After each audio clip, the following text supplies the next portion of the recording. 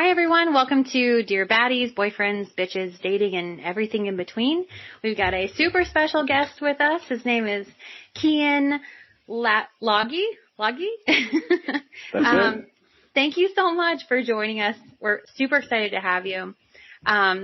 If you could, Kian, if you want to just give us like a little background on you and why we should talk to you. Yeah, definitely. I am a former NFL athlete. I had the opportunity to play football at the highest level. I ended up having a neck injury to where I could never play again. After that, I wanted nothing to do with my college degree, which was a finance major. Instead, I dove headfirst into personal training. Moved out from where I'm from, this small state called South Dakota.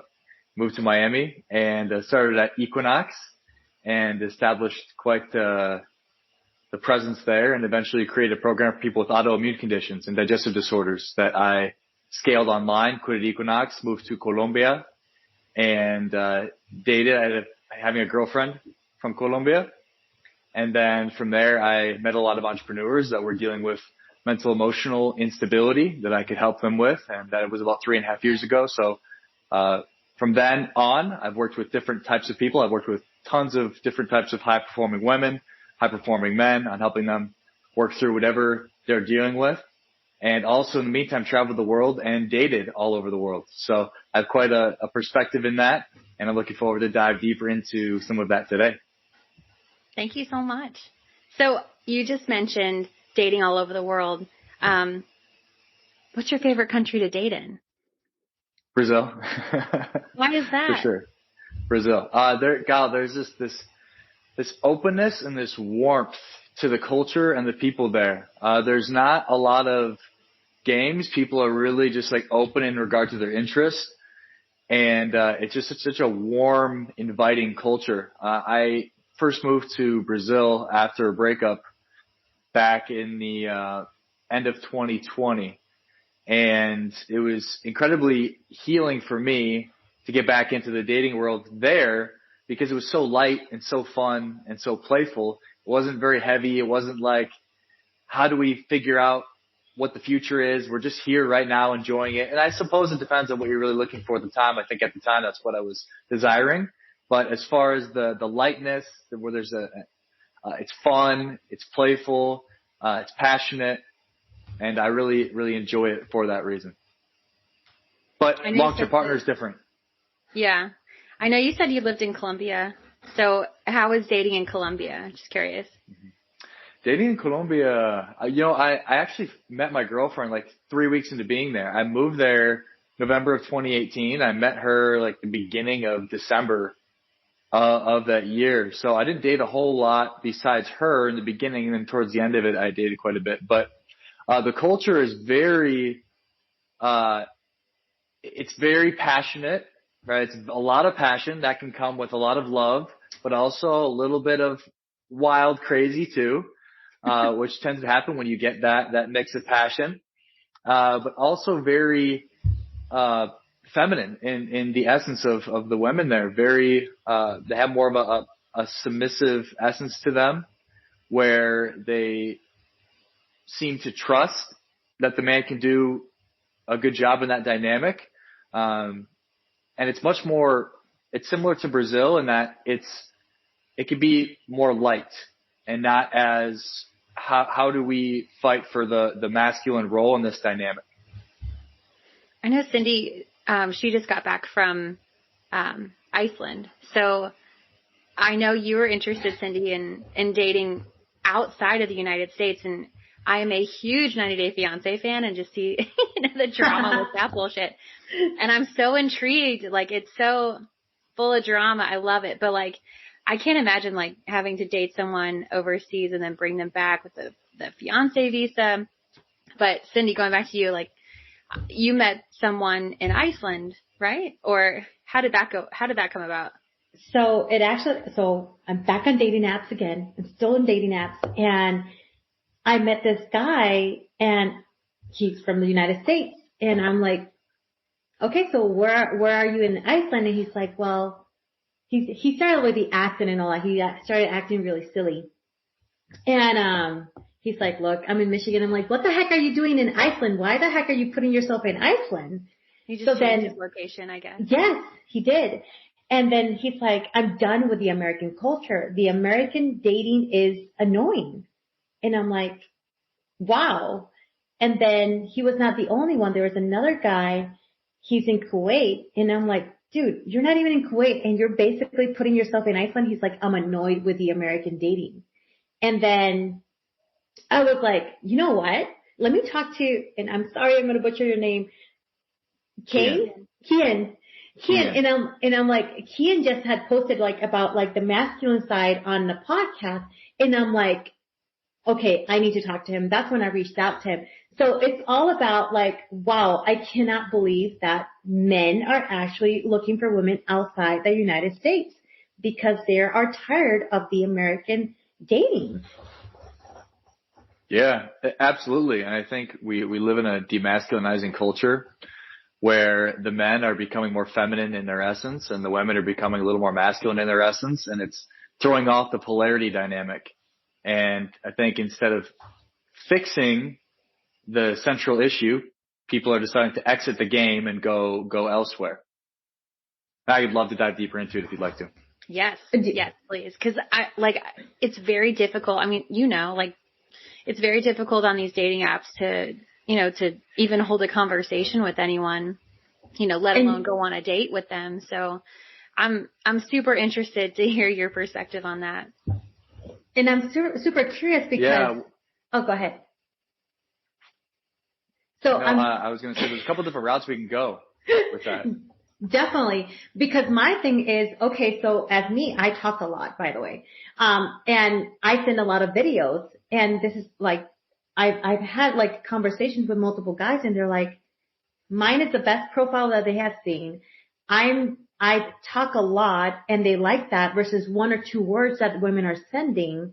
So why is that the feminine, like on this side of things, people are not replying, like women are complaining about, oh, he's not talking to me. I cannot find good men on dating apps. But then now you see that men are responding as, oh, I'm just receiving 1 or 2 words, but they're not actually having a conversation with me. So tell me about that. Let's dig deeper on that.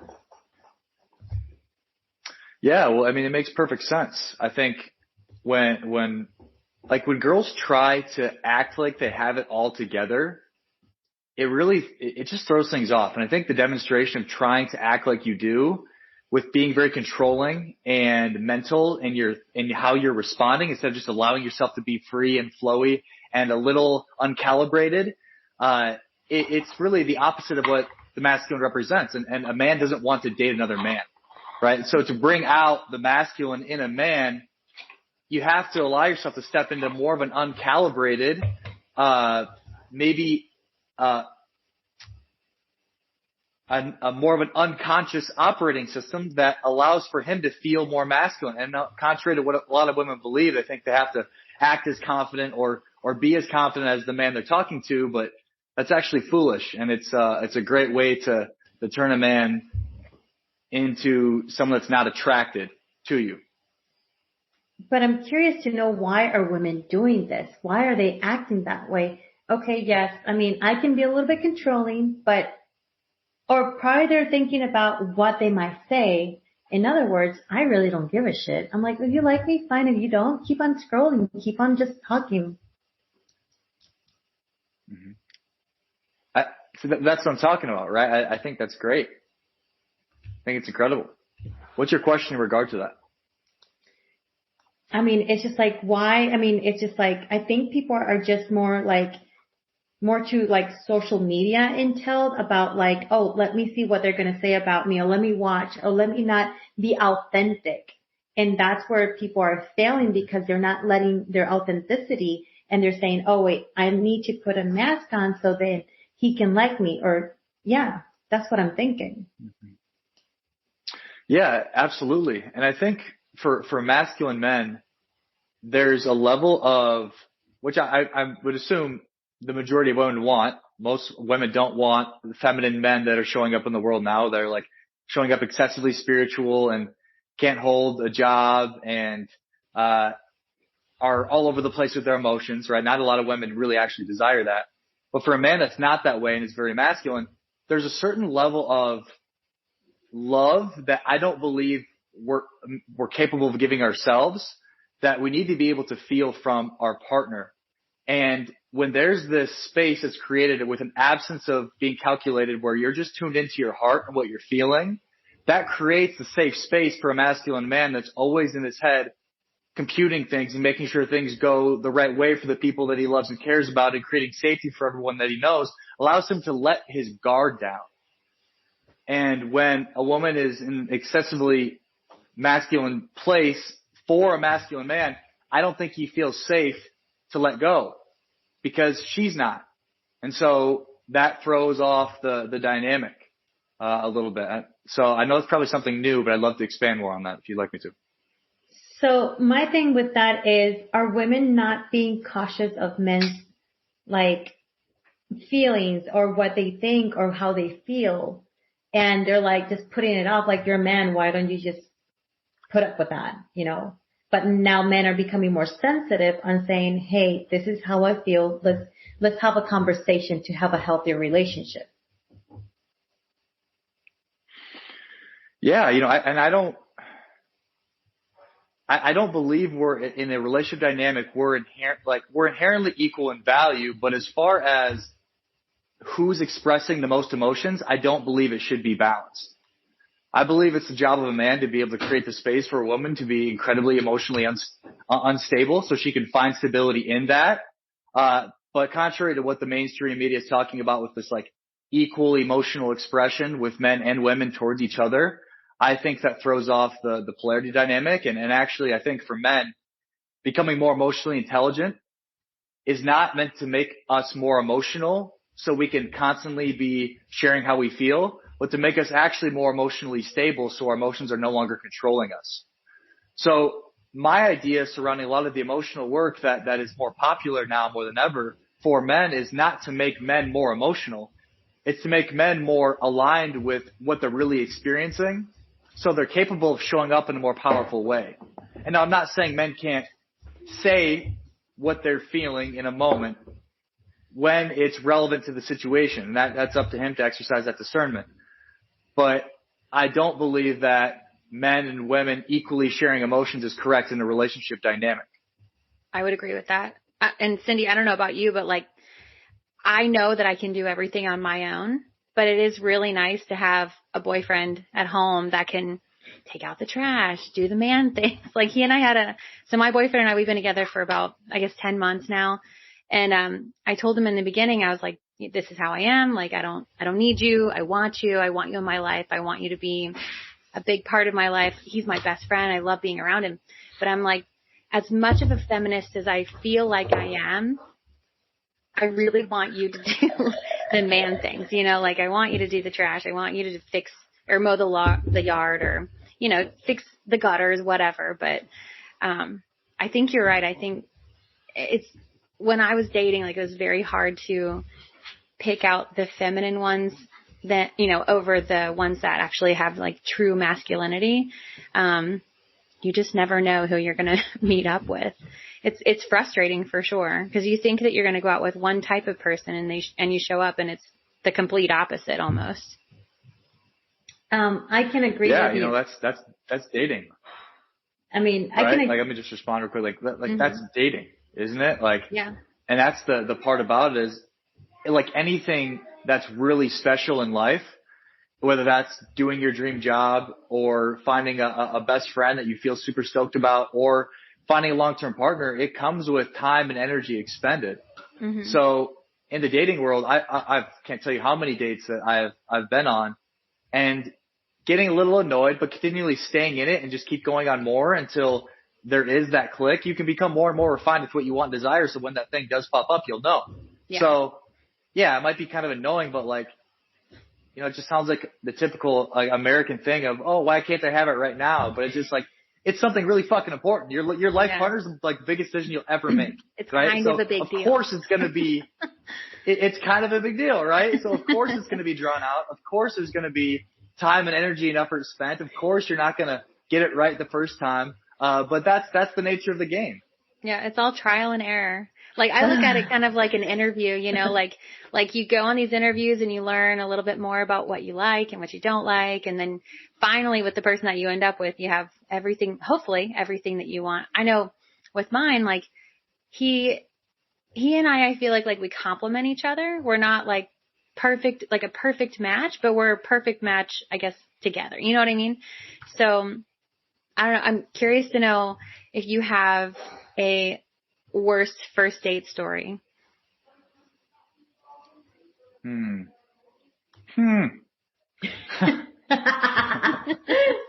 Okay. I'll be real with you guys. Okay. No pending was done. But darn it! I'm just kidding. It was a hinge day. It was a hinge day with this girl, and we went on this date, and we had a drink, and then we decided to we were having great conversation. Things were flowing. We decided to go back to my place, and she wanted to keep drinking, but for me, when I'm getting to know somebody, I don't want to keep drinking. Like one drink is fine, but like to me, it throws off the dynamic of me actually getting to know them. And the place that I'm in my life, it's like, I'm not just trying to have fun with every person I meet. Like I want to make sure you're really worthy of having fun with in a sense, right? I don't want to just jump into that. So I told her, I'm like, hey, like, no, I, don't want to drink more, right? Like if you want some water, like that's fine, but I don't think we should drink more. And she's like, are you telling me I can't have another drink of alcohol? I'm like, yeah, I kind of just want to get to know you more without the alcohol. She's like, well, that's really triggering to me. It's like my ex-boyfriend, he would never let me drink. And I was like, oh no. Okay. Oh no. All right. Well, I really just want to get to know you more. And that's why. And she's like, no, I just don't know why you can't just give me a glass. I'm like, all right, fine. You want to lead? I'll get you a glass. And so I went and got her a glass. We went and got, I'm like, all right, it's in your hands. That's fine. Whatever you do from this point on, you will be criticized for, but you know, we'll see what happens. And, so we ordered some food. I went out to get the food and then she had poured another glass by the time I came back and she had her pants off. And I was like, okay. And oh my God. yeah, she's like, then she starts like talking cute and she's kind of slurring her words. I'm like, okay, now I'm just completely turned off. This is not what I wanted out of the interaction. And, from there, I was like, hey, I think it's time for you to go. And she's like, yeah, I think it is time for me to go. Like acting like it was kind of like her like decision for her to go, you know? Yeah. And so then I put her in the car, started to drive her home. And then she's like, why did you do that? And I was like, well, honestly, this is what happened. I just kind of like laid it down and she started crying and she's like, I'm so sorry. You know, I'm not ready to be dating yet. You know, I'm still working through stuff with in regard to my ex-boyfriend and, drove her home. We gave her a hug and then obviously never talked to her again, but that was a pretty wild experience. Traumatic. Yeah. Oh So my gosh. I'm curious. Okay, so you said you've been single for 2 years, and in the next few days you're no longer single. So how long have you been dating or seeing your future girlfriend? Like how long did it take you to be like,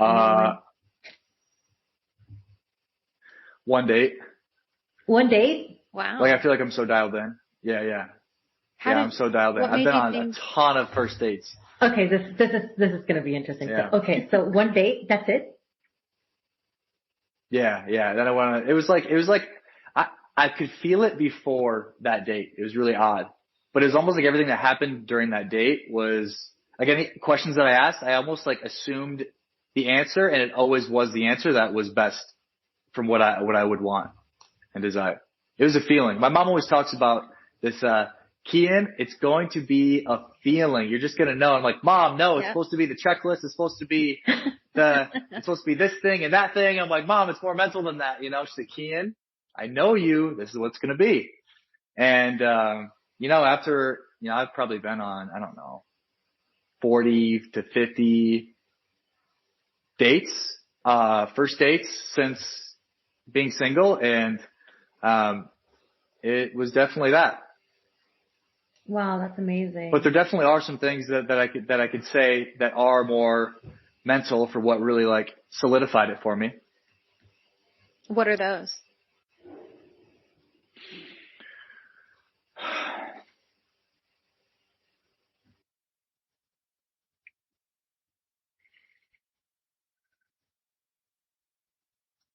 Well, I think there's a certain value set that I have that is really important for my partner to have. And one of them is, because was looking for a long-term partner, was if she's not stoked about saying she wants to be a mom, that's an automatic no. Automatic no. Like, being a dad is one of the biggest things I'm like so excited about in my life. I'm not willing to rush it, but I can't wait to be a dad. And so that was one of the big ones. Like, like some really career oriented women are like, maybe in the future. And that's an absolute no. I want my wife to be stoked about being a mom, and she can be doing her thing right now, but she wants to be a mom. She's excited about it. She talks about wanting to have a lot of kids. I want to have a lot of kids. So that's a big one. Also stance on, and maybe I'll share my opinion, maybe I won't, but stance on, COVID is actually a really big deal to me, along with, being a vegan or not. It's kind of important to me. And as well as where you lean on the political spectrum as well. It has some element, because I can know a lot. I learn a lot about a person more from that, but those are pretty big deals to me. Also for me, fair. I can move around. Okay. I said, yeah, right. Fair, so yeah, I can also, being, okay. Yeah, vegan. I mean, that's very important. For me, yeah, I'm not vegan, and if anybody's like hardcore believing that veganism is like the way, the truth, and the light, like that's just like, it's wrong. It's just not even true. I mean, so, if they're a vegan, they'll I used to do this stuff. Right, exactly. And that's what I'm saying. It comes with a certain essence to it that I'm not attracted to. I'm from South Dakota. We love our beef and we love our potatoes. So, I need someone that loves that too. Potatoes and meat. Yeah. That's it. Another big one is I'm location independent. And so having someone that's also location independent is really important. I want to be traveling this next year, and I want someone that can travel with me. So I think that's really important. So she can, with her job, do that. And also I think I'm really well known in communities, but I'm not a big social media person. And so she's a big social media influencer. So I think we complement each other a lot in what we both want in regard to being more in the public eye and putting ourselves out there. So that also was like something that was really aligned. But really it's a lot of values. Like I know people say not to really like grill people on dates with questions, but when you know what you want, it's like, I know I can have fun with anybody. Like I know I can have, I don't know, maybe not really good sex with everybody, but I know for me, like having good sex isn't really that hard, So because of that, I like to more ask questions and figure things out so we don't have to go on a second date. But also she's really, you could tell there was this level of innocence to her too, that there was like this childlike innocence where she was not super sexually active, and she just maintained this like really cuteness. I'm not saying women that are super sexually active can't, but that there's this innocence to her that I just really like was drawn to as well. She was really stern, and like she'd been on like 4 dates in the last 2 years, and I've been on like, like I said, 40, 50 or 60. She's like, I just feel it, and I just know. And so she didn't, she was so, she just knew what she wanted. And that was pretty cool too, to hear. So I can keep rambling, but. No, you're fine. I love hearing stories like that. Like, I'm so excited for you. I know it's like you said 2 days away from, I guess, it being like official. Like, that's so, I love that feeling so much. It makes my heart happy. So. And that is so important. It is. I didn't have the same experience with mine because I'm divorced and I've been burned in the past. So my boyfriend now, I thought when he came along, I was like, fuck you. You're just another fuck boy. I don't think so. You're trying to get in my pants. Fuck off. So this motherfucker, he's good. He's really good. He tried for about 3 months, like asking me to go on dates. just, he was very persistent, consistent. He did all the right things. And I'm like, no, never going to happen. Never going to happen. Finally, I was like, you know what? I'll go with you to your Christmas party. Like, I'll allow it to be a date. And I shouldn't have been that bitchy about I shouldn't have been that bitchy, but I just needed to vet him to make sure that I wasn't going to end up with another fuckboy and I wasn't going to have my heart broken. But there was always something about him, like in those first 3 months, that I was like, I can't let this one go. And I guess if he had said, fuck off, like I tried already, I'm not going to continue, I would have been heartbroken, but I didn't do that. He's wonderful. But so now we just need to persistence. That persistence. Yeah. That's it. That persistence with guys is really powerful. I met her on a dating app as well, not as well, but we met on a dating app, and I tried a lot in the beginning, and she gave me a little bit, and then completely ghosted me. And then it wasn't until we go to the same gym, and I didn't even know. That's the craziest part. So then she messaged me one day, and she's like, "Hey, do you go to the Equinox over in West Hollywood?" I'm like, "Yeah, how'd you know that?" And so she saw me, so that was like I think maybe like a credibility thing or something that really got her to open up and finally go on a date with me. So that persistence as a man is really powerful. It really is. Yeah. I know we need to get Cindy on the boyfriend bandwagon. We're trying. I'm kidding. So I've been divorced. I've been divorced twice, and I've been single for almost over 2 years now. And it's just like now I'm finally like dating little by little, getting to know people and networking a lot. There's this guy that I'm actually going to meet in Vegas next week on Monday. So he's like, and what I like about this guy, it's funny because last year we started talking. Okay, so I add a lot of cute guys to my Facebook, okay? So for business, let's put it this way. So, and he also does a podcast, and I added him last year because of the podcast and all that. I have a different podcast as well. And he was in a relationship last year, but we talked about, it was most strictly, podcast. And he told me a little bit about his situationship. I'm like, okay, so what's going on? Happens to be, I'm like, something popped up on his Facebook. I'm like, hey, how you doing? He's like, are you single? That's why he's like, yeah, I'm single. Finally, about time. And, so it happens to be that I told him, hey, you know what? I'm going to be on your side of the world this time next week. He's like, what are you coming to Vegas for? Because I'm like, well, I have to go to this convention for work. And he's like, oh, okay. And he's like, I'm with the same company too. I'm like, what? You are? Cause he reactivated his, real estate license, and like, awesome. So we're actually finally meeting, and he's like, what I actually liked about this guy, he's like, don't make any changes or anything. I will come to you. And I'm like, okay, I like that. Taking charge. I do like the taking charge. I have a question for you though, for Kian. So, and this is, I feel like your answer is going to clear up a lot of bullshit that we hear. So I always liked it when guys would approach me and just say, hey, I want to take you on a date. That tells me their intentions, right?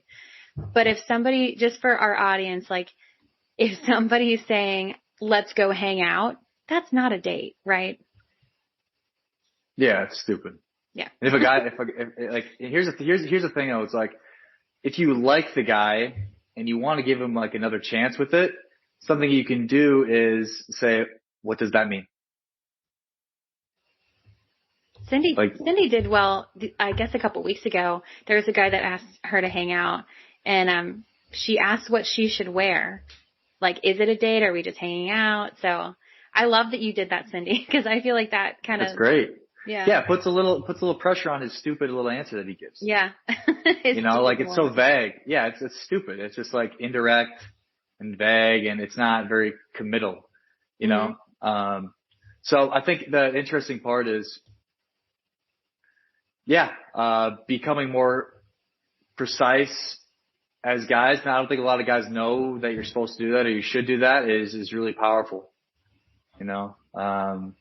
Yeah, for example, with this girl that I'm seeing, I'm just doing all this weird cute shit that I haven't done in a long time. That's like, I know all the stuff to do, but I haven't really found a girl to want to do a lot of it with. So I've just been not wanting to, but she's got she's got a lot in her schedule, and I told her to give me her email, and I put date night in the calendar, and didn't tell her the place, but I told her the time to be ready and what to wear in the notes of the calendar invite, and just sent it over to her.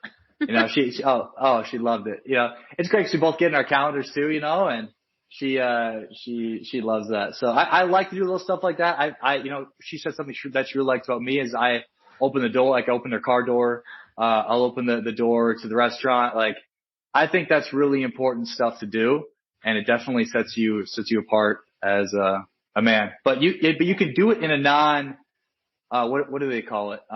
Simp way, right? Like doing those things isn't inherently make you a simp. It's your emotional instability and trying to overplease in your essence. You get something that you can feel as girls. There's like this franticness that you can feel from a guy that's simping. So I want to clear that up too. It's like those actions aren't inherently simping. It's kind of the essence that you hold, I believe. I love that stuff. I love the doors, me too. Opening the doors, like pulling my chair out. Like it doesn't seem like much, but it just makes you feel like they actually have a little bit of respect for you, you know? But at the same time, it feels like they take care of you. You know, they're like taking care, and like that. I like that. My ex-boyfriend didn't do that, but my ex-husband, he did, and he still does. Oh, yeah. I mean, whenever I see him, he still opens the door. He still closes the door. But yeah. Did you know that you were capable of doing those cutesy little things, or it wasn't until you met her and you were comfortable with her that you wanted to do those things? Oh, I've always been capable. When I get into love, I'm like really, I love to provide and take care of. It's like love is in my, I would say in my essence. My family growing up is always saying I love you, always giving hugs, and my dad always doing cute little stuff. My mom, they're the happiest couple I've ever seen and continue to be.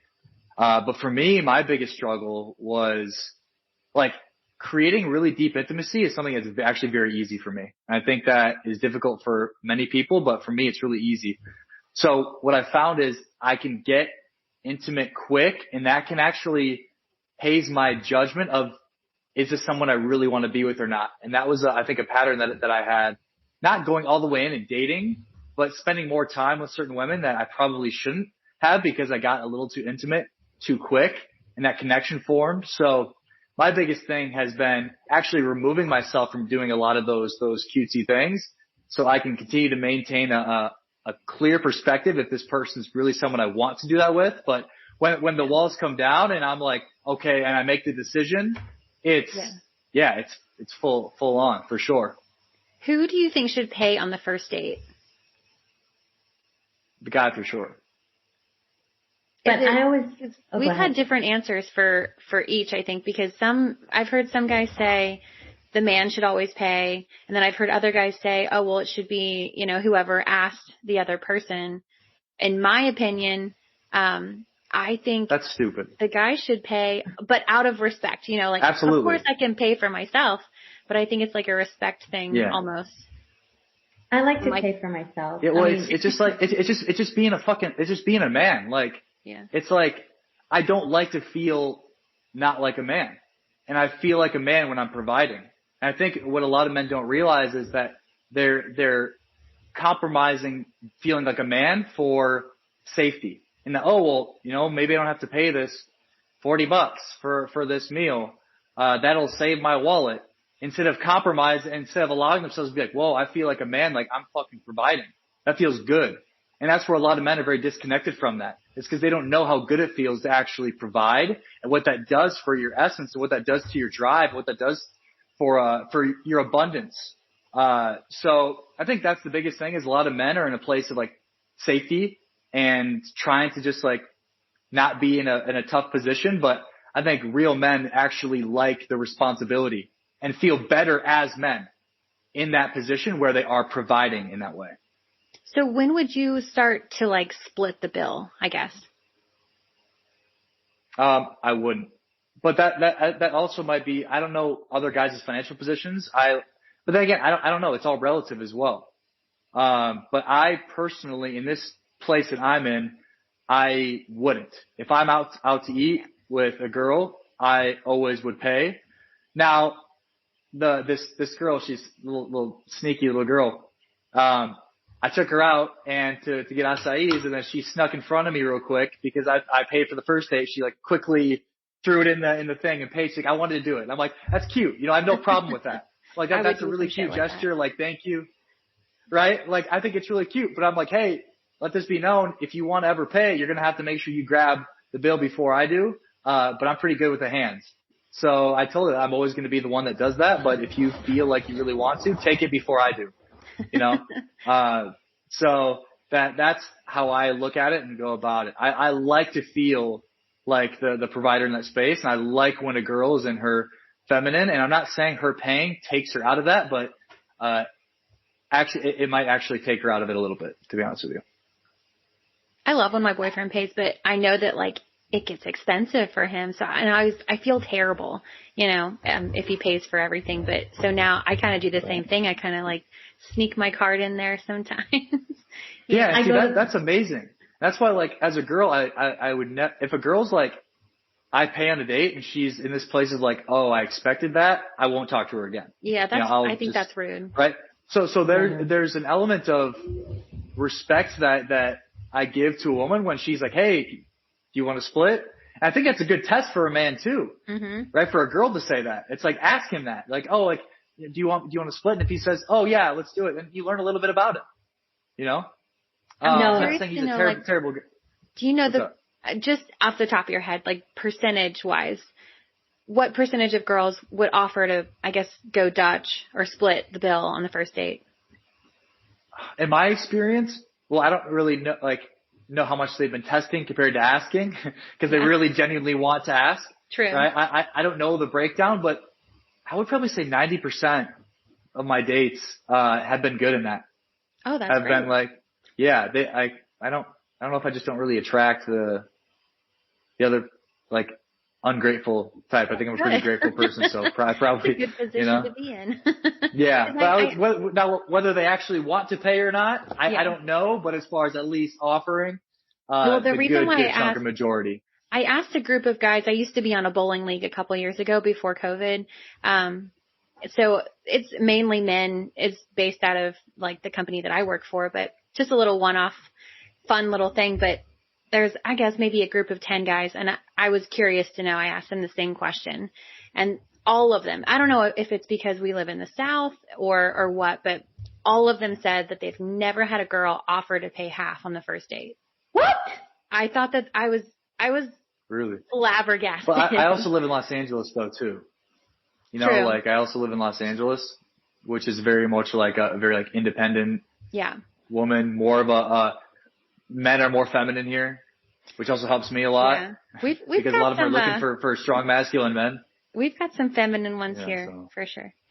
I've always offered to pay on, I mean, in any type of date, like it doesn't like, I'm just like it, but keep in mind, I've been single and I'm a single full-time mom too, that I'm always used to like taking care of everything. I'm like, nope, don't worry about it. I'm the same way.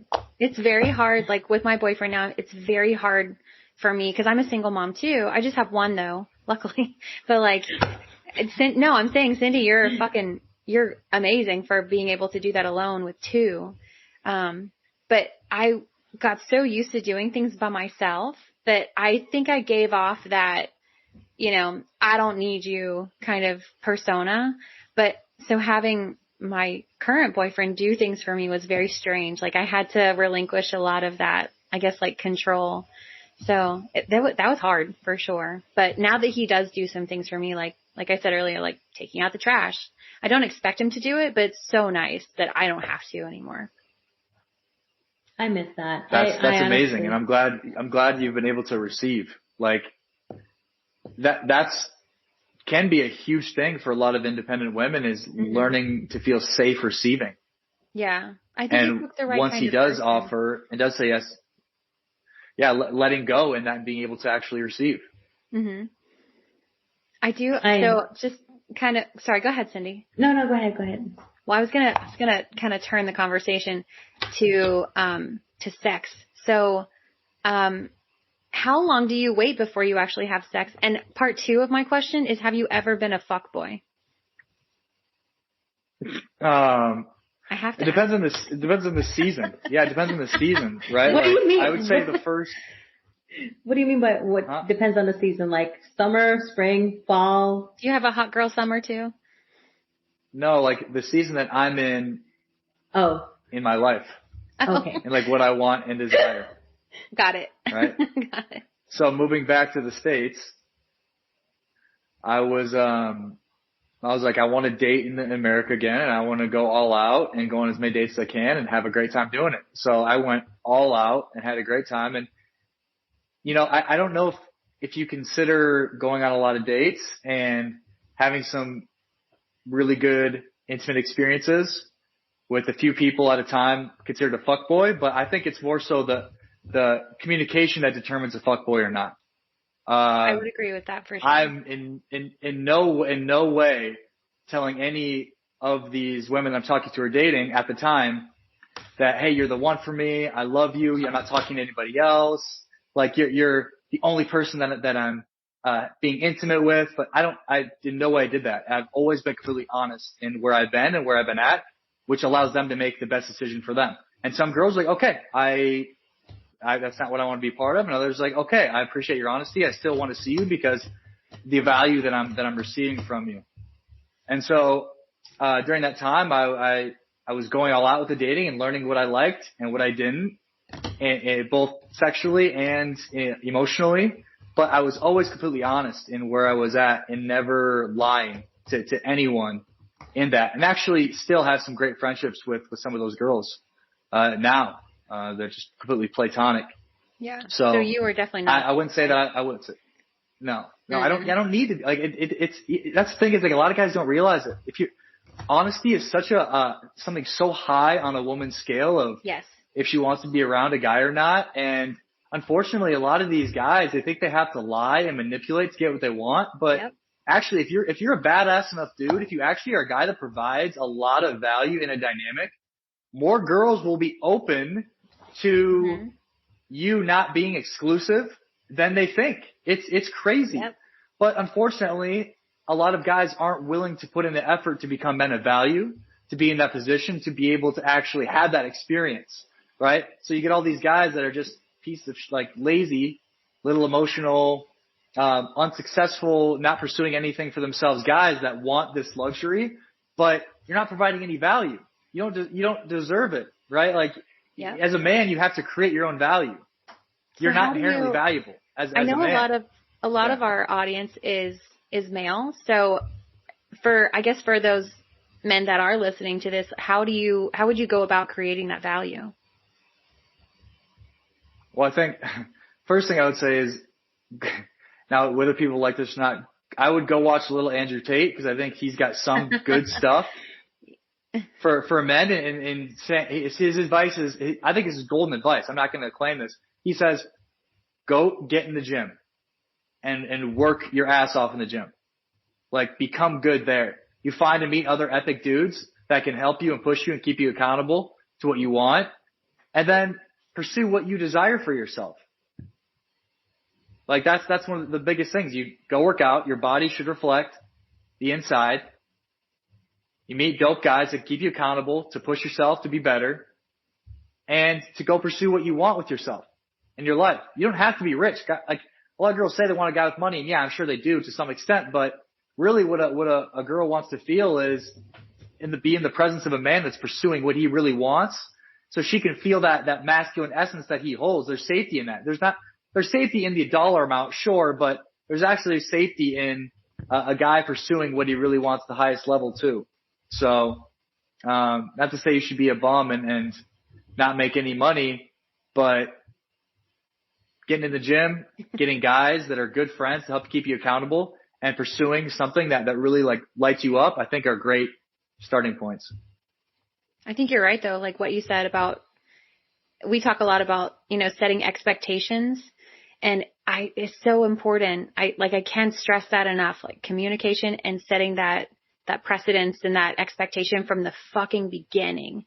Like that's the easiest way to avoid any kind of like crazy girl. And I say that in air quotes, cause I don't want to call anybody crazy, but I think that that's like the best way to just not have that bullshit follow you around, I completely agree with that. Absolutely. 100%. Because it's just like, that people that are focused on themselves, on their body, on their goals and all that, they're not focused on drama. They're not focused on craziness and all that. And that's another way of avoiding all that things as well. It really is. Mm-hmm. Can I ask how old you are? 28. Okay. So when do you think you, I guess, realized that you wanted to, I guess, and maybe you haven't realized this yet, but how old do you think you were when you thought, okay, maybe I want to like settle down and find somebody and maybe think about having a family in the future? Since I was 5. That's a good answer. Yeah, since I was 5, like I remember going to my mom. I've always been a really forward, future-thinking person, and I went to my mom and I told her I was starting my honeymoon fund at the age of 5. Oh, that's precious. Right. So I said it. I said at the beginning, having a long-term partner and being a dad are something that I've always highly prioritized. But I just needed to spend seasons of taking off some of the pressure of having to have that, where I was allowing myself just to freely date without expectation of needing to get into something too quick. And that was something I had to overcome. I'm from the Midwest. I'm from small town America where most people get married to their high school sweetheart and you sail off in the sunset. But that wasn't the life that I wanted. But my programming really desired that quickly. And so one of my biggest battles has been not compromising because of that unconscious part of me that wants a partner and wants children. And that was, for the last couple of years, it's something I really honestly battled with. What was that? By not trying to make my brain would want to make something be something different than it really was because it desired to have that. So separating myself from that desire that I have had that's so deep in me unconsciously has been a process I've gone through, but it's always been something that I've wanted and desired. I've actually had to pull back from it to really understand what I wanted more so I could see it when it showed up. Because like I said, this is a big fucking deal and I really do want it to be something that is lasting. That is really beautiful because a lot of men don't think like that anymore. And it's interesting. So I lived in Minot, North Dakota for 10 years. And I think there's a difference between men in the Midwestern and men in the South, men in Northeast, Northwest and all that, because that's the mentality that Midwestern men think. They see someone, they grow in a little town and all that, and they marry their high school sweetheart. And I've seen it a lot in Minot, North Dakota. I have friends that, they married, they were dating from high school and now they have a family 12 years later, they have a family, and they're still together. So now my question in all this is, is it the way that we raise, the way that we're exposed to more things that has the certain mentality, or is it because we're surrounded in we're in Atlanta. I know you were in Los Angeles, but is it because the way they grow up is the way that they are thinking and they're more loyal to all those values and things in life as having a long-term relationship? Definitely. Yeah. The upbringing is a huge part of what causes that to happen. And that's why I say with so many women that they're like, where are all the good men? I'm like, go to the Midwest. They're all over there. No, I'm going to start changing my location now. Okay, let me get this one more. Yeah. Exactly. You know what, Cindy? We should do that with really you. Like, men. you should definitely I think we should do an experiment. Like, let's set your location. Throw you into Austin, Texas. Yeah. Oklahoma City. You should Kansas set your City. location to the Midwest. See what happens. Minneapolis. Put you Okay. there. But I lived there. The results. No. I think that'd be a great experiment because I know that you You live in Minot. Minot, North Dakota. Yes. Yeah. Yeah. But it's funny. I love how you had the old the long O accent. I love it. Yeah, I know. It's just like, but I mean, don't get me wrong. It's just like, I lived in Minot, North Dakota. I said I will not go back, but it seems like, I don't know. Hey, you don't have I might to go back. Just, change your location on Bumble. All right, people. For next episode, you guys are gonna see what happened if I went on a date or no. Because this guy that I told you about, the guy in Michigan, we've been like sending videos back and forth, and he's like, it's time for us to meet. I'm gonna buy your plane ticket so you can come and see me. Well, that's very nice. What does he want? I always feel like if they're going to buy my plane ticket, what are they going to expect from me? I don't know. Maybe that's just my my hurt brain. He wants a long-term relationship. That's a fair statement. He wants a long-term relationship. All right. So we're looking at, Midwest. So we're going to go to Kansas City. South Dakota. South Dakota. Minneapolis. Okay, Minneapolis. Minneapolis has a big airport, so I like your airport. Austin, Texas. Austin, Texas is a great spot. There's a lot of Austin, Texas I think would be a good spot. Austin is great, yeah. Austin. Very eclectic group of people there. Oklahoma. Yeah. Oklahoma City. Okay. Yeah. Should I go back to Minot? Maybe Ohio? No, not Minot. Ohio. All right. Let me see there. I'll be like, okay, Ohio. Cleveland, Ohio. That's Cleveland. Columbus, maybe? Columbus? All right, let's go Columbus. I love it. I'm the dating social experiment. If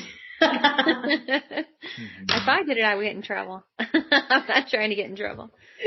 No, that's fine. I'm single. I don't have anybody to tell. I'd be like, so, but it's interesting. So I don't know if you saw this post that I posted last night, and a lot of men went off on me. It's a post by Cher. I'll share it with you. It is, it says, men are a luxury, not a necessity. So I did see that you posted that. And like, I know you, so I know where that came from, but I feel like that is almost objectifying men in a bad way. Almost like, we don't want anyone to objectify us, right? So I don't know. It didn't come across to me the way that maybe it was intended. I don't know. What are your thoughts on that, Kian? Well, to me, luxury implies there's a level of detachment in that. It's like an accessory.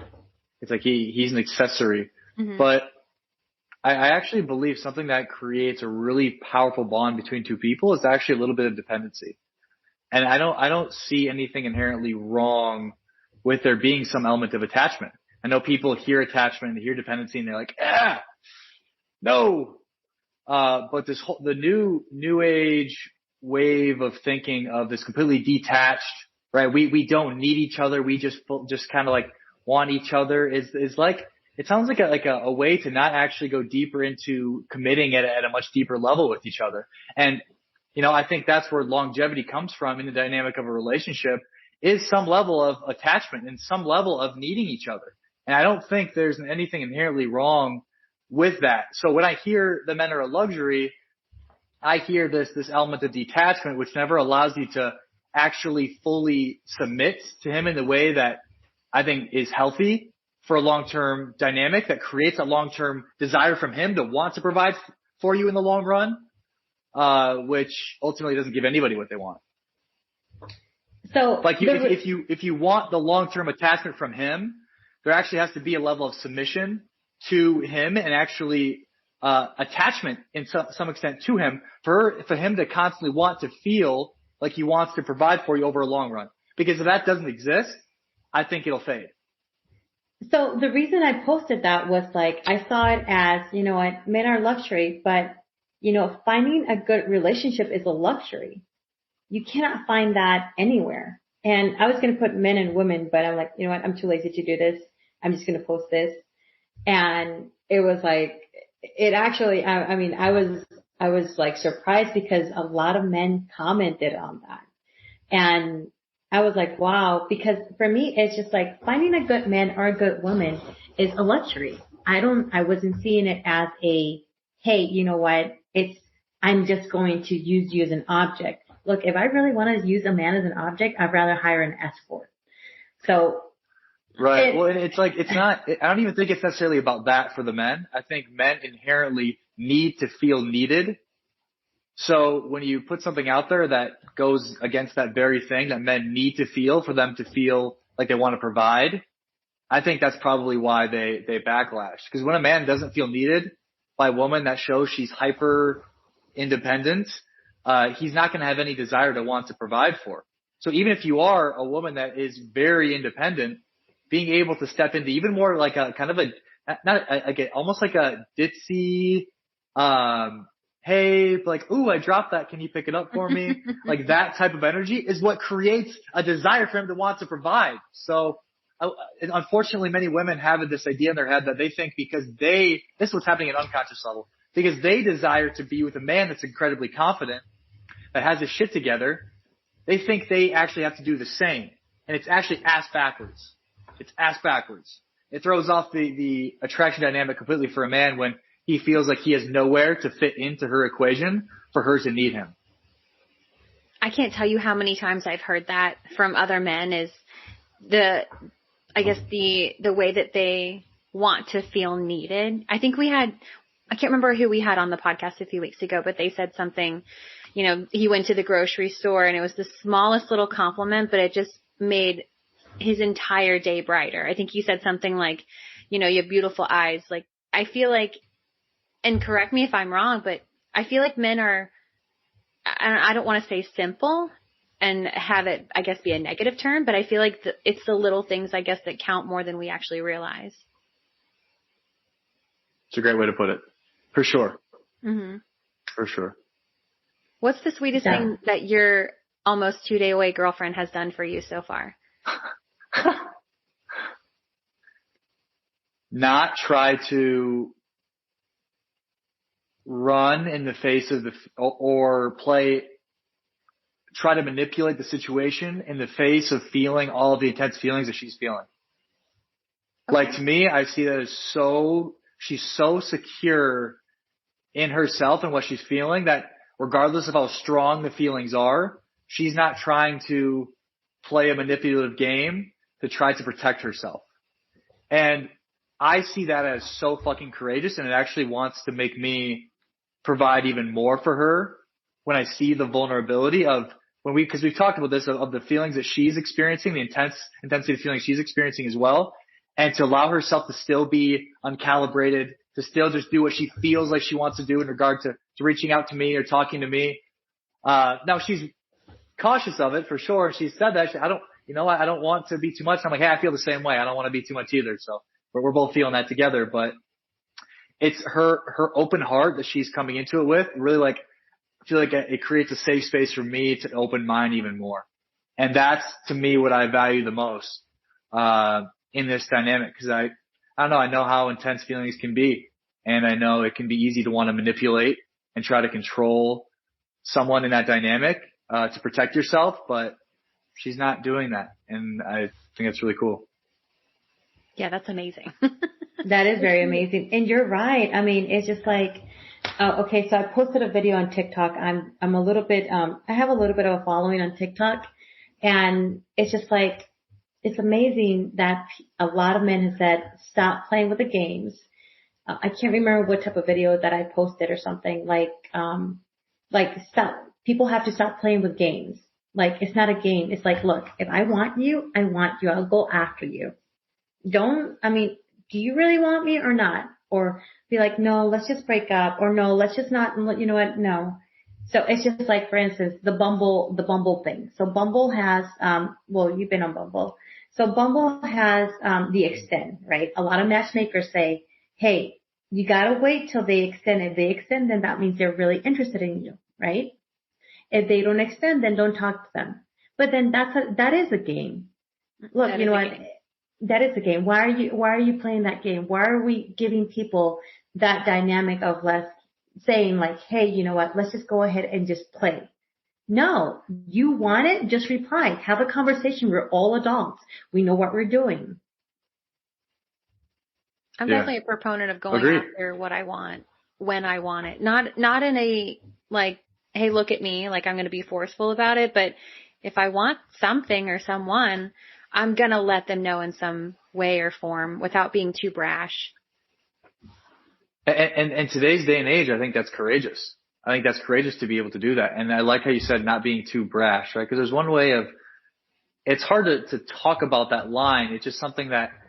There is a line. But there is a line. There is. Yeah, there is a line. Cindy. Right? There definitely is.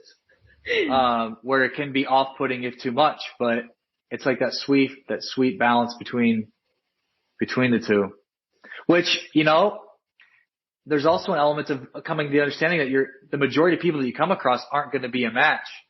Mm-hmm. You know, like that was something that was really important for me to go into dating with, was just this idea of majority of these people aren't going to be a match. So if I can just show up, as me, then, you know, it'll weed people out quicker. So.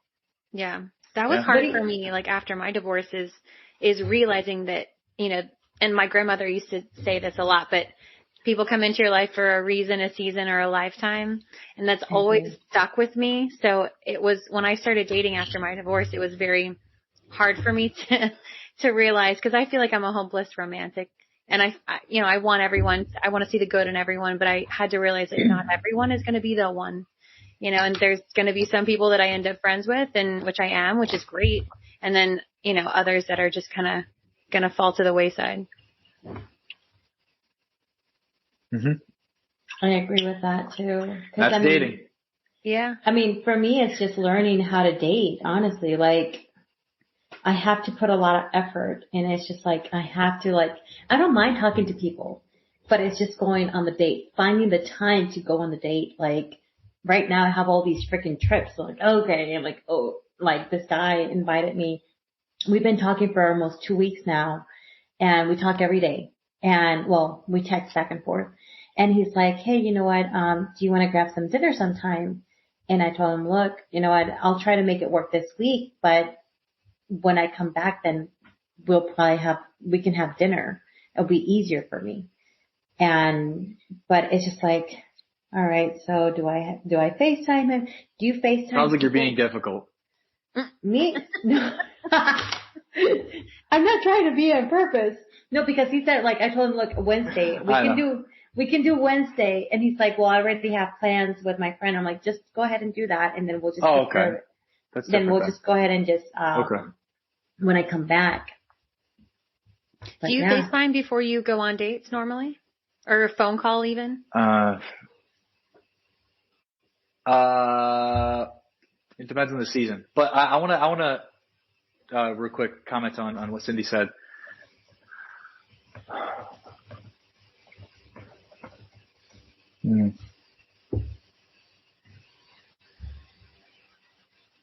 If you want to date, I think you make it a priority.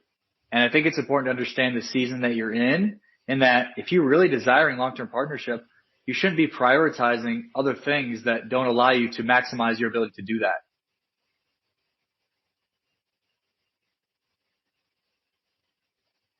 I see she's got her thinking face on.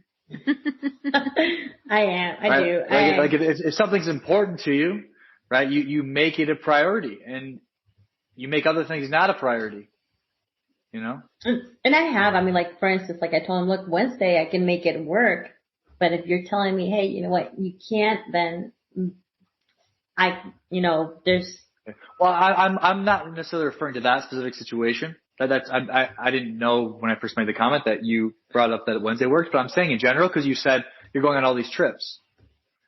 And I'm like, well, what are you doing going on all these trips if you desire for long-term partnership? I don't know. That's just my thought. Yeah, but I'm also making it work, It's like either I date. I mean, are you going to take me to Iceland? No, right? I am going to Iceland. Do you want to come? Come with me. But in other case, but I mean, it's not that, but I mean, it's just like, it's work. But at the same time, I am making an effort to date too.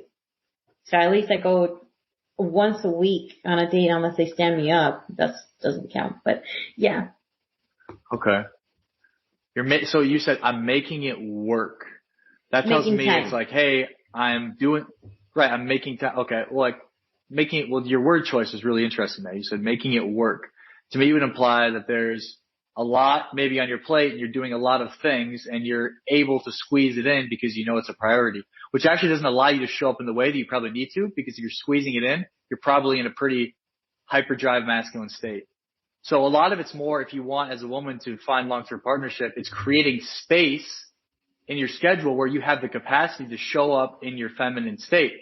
But if you're making it work and you're squeezing it in, that tells me you're showing up in this overly moving too fast, too quick, not really in your body type of place that maybe prevents you from really getting out of the experience what you desire.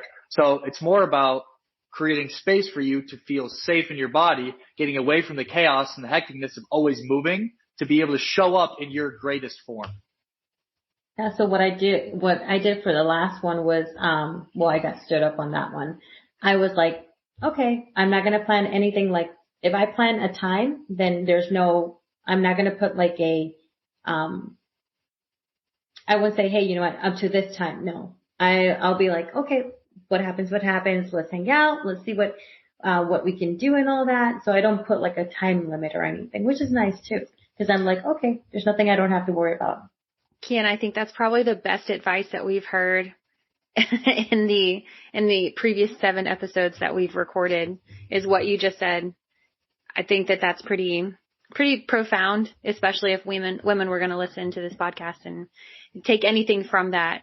I think that would be, probably the best takeaway. So thank you for your input on that. And I know that we're kind of like right at time. So thank you, Kian, for joining our podcast. Can I say one more thing about that? Of course. Can I say one more thing about that? Yes.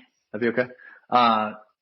Also, as a woman, showing up in your fullest form, being in your body and not feeling frantic, that actually allows you to then gain better discernment for if this guy is really actually someone that you desire to see again. Because if you're out of your body and in your head and in a frantic place, you're one, not going to be able to show up in the full capacity that you know you really need to. But two, your discernment for that guy actually gets hazy. And instead of checking in with your body and checking in with like how safe you feel in that dynamic, you make it about a head game instead, because that's where you're stuck. So one of those powerful things that a woman can do in a space of really wanting to date is engage in things that allow her to be more in her body and slowing things down in her life as much as she possibly can. So it actually really benefits women much more as well, being able to do that and them being able to have better discernment in regard to mate selection. I think that's super I think helpful. You're right. Mm-hmm. And you're right about that, because it's just like, all right, like earlier, I was like super stressed. But then again, when I'm in my little world, like on, let's say for instance, hiking, the things that I do like to do, then I'm more like, okay, I'm more me. Mm-hmm. Yeah. I love that. More of that. Yeah. Agreed. Agreed. Cindy, I think you have a lot to bring to the table. So, we're going to find you somebody. Don't worry. All right. I'm going to try. I'm going to go ahead and do the Virginia travel experiment. Oh God. Well, Kian, thank you so much. Don't be disappointed if you see fish pictures or pictures with cars though. Because you might see more of that though too. Okay, you're from the Midwestern. You're from the Midwestern. We want to ask you about the fish picture. What does it mean? Oh, I have my own theory on this, so I'm curious to know what yours is. it might not be actually deeper than what you guys might be thinking. It might just be that it's a picture he's proud of, and he's feels like it's a good picture that he feels good about, so he posts it. It's part of his life, so he feels good about it. We have a theory not really thinking about the woman at all. Yeah, we have a theory that the bigger the fish, the smaller the dick. I don't know how true that is. Well, you can say the same thing with truck size too, right? Oh my God. Yes, we can. Absolutely. I mean, now that you talk about the Midwestern. That'd be an interesting theory. I don't know. It could be true, but take a poll. I mean, now that you talk about the Midwestern, I mean, have you seen, I mean, obviously you're from South Dakota, especially when it snows and all that. They have these giant like trucks, but they're like, wow, they're probably like 5'4", I'm 5'4", and they'd be like, wow, their tires are gigantic. I mean, yeah, they have to be. They're compensating. I mean, no, I'm kidding. Don't. There can be truth to it. The snow, it's the snow. I don't know. I think with the fish pictures, honestly, I think it's just like this. What you said earlier, guys are actually like pretty simple, and I agreed with you when you said that. In that he's probably just like, oh, that's a great picture of me. I feel good about that picture. Yeah, I'm gonna put that in. He's proud of it. He's just not thinking it. He's just proud of it, right? He's just like, yeah, that I felt good in that moment. I'm gonna post that. Oh, I really like my truck. Yeah, I feel good about my truck. I'm gonna put it on my profile. Right? That's completely disregarding women and how they work and function, but that's probably what's going on in his head. To be honest probably. They'll look at the truck like, oh, she's gonna like that. Oh yeah, they're gonna swipe right because they're gonna like the truck. Oh yeah. They know I can actually get big fish, so then I'll post that one. And you're right, it's like a trophy for them. Mm-hmm. And they wanted to see, they're like, ooh, nice fish, nice catch. Yeah. Oh gosh, if you said that to a guy, he'd be like, "Oh my gosh, thank you. Yeah, it's right. It's awesome, isn't it?" So what lift did you do? Okay, what hook? Let's go more detail. He would die. If you had it, he would die. Fall in love right there. Instant boner.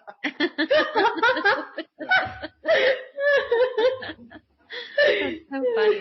You know what? That should be your next pickup line is nice catch. You know, if you're on Bumble in the Midwest, nice catch.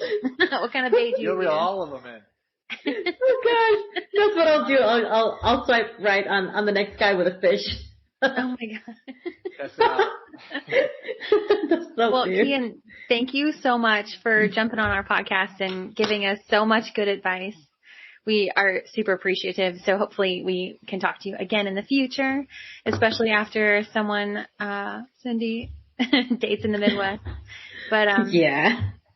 But anyways, thank you again. And, dear baddies, thank you for listening. And if you have any questions, please feel free to reach out to, Cindy or myself or email us for, any advice. So thank you guys so much. Have a great, evening. Thanks for having me. Have a nice day.